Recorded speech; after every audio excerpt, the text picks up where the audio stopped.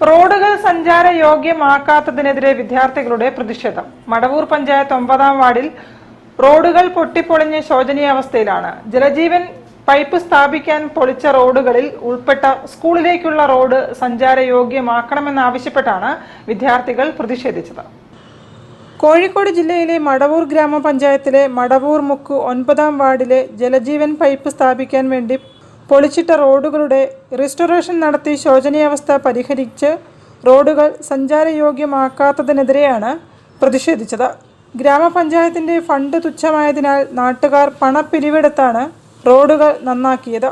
ഈ റോഡുകളാണ് ജലജീവൻ പൈപ്പ് പണികൾക്കു വേണ്ടി പൊളിച്ചത്. കഴിഞ്ഞ ഒരു വർഷമായി ഗ്രാമപഞ്ചായത്തിലും ജലജീവൻ്റെ ഓഫീസുകളിലും വാർഡ് അംഗം അടക്കമുള്ള ആളുകൾ പരാതി കൊടുത്തിട്ട് ഇതിന് പരിഹാരമായില്ല. ഇത്തരത്തിൽ 12ഓളം റോഡുകളാണ് ഈ പ്രദേശത്തുള്ളത്.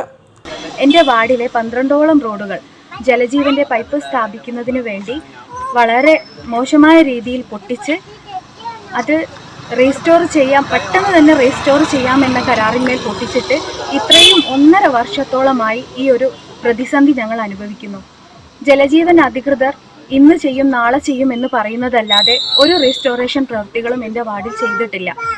ഈ ഒരു പ്രതിസന്ധി പരിഹരിക്കുന്നതിനു വേണ്ടി കേരളത്തിൻ്റെ ബഹുമാനപ്പെട്ട ജലവിഭവ മന്ത്രി റോഷി അഗസ്റ്റിൻ സാറിനോടാണ് ഞങ്ങൾക്ക് പറയാനുള്ളത്. ഇന്ന് കുട്ടികൾക്ക് സ്കൂളുകൾ തുറക്കുകയാണ്. പ്രവേശനോത്സവത്തിൻ്റെ ദിവസം തന്നെ മക്കൾ നമ്മളെ വിളിക്കുകയാണ്, മെമ്പറെ റോഡ് നന്നാക്കിയിട്ടില്ലല്ലോ, ഞങ്ങൾ എങ്ങനെയാണ് സ്കൂളിൽ പോകുന്നതെന്ന് ചോദിച്ച്. ഈ പ്രശ്നപരിഹാരത്തിന് ഒരു ചെറുവിരൽ പോലും അനക്കാൻ അധികൃതർ തയ്യാറായിട്ടില്ല എന്നതാണ് ജനങ്ങളെ പ്രതിഷേധത്തിലേക്ക് എത്തിച്ചത്.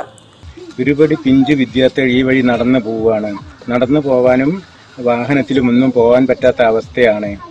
ഈ ഞങ്ങൾ നാട്ടുകാർ പല തവണയായി അധികാരികളോട് ബന്ധപ്പെട്ട് ഇതിനെപ്പറ്റി സംസാരിച്ചിട്ടുണ്ട്. മെമ്പറും അതുപോലെ ബാക്കിയുള്ള ആൾക്കാർ ഇതിനുവേണ്ടി ഞങ്ങളുടെ കൂടെ മുൻപന്തിയിലുണ്ട്.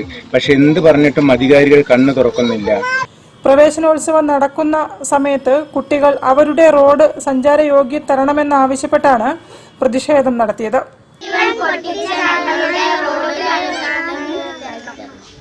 News bureau, Narikkuni.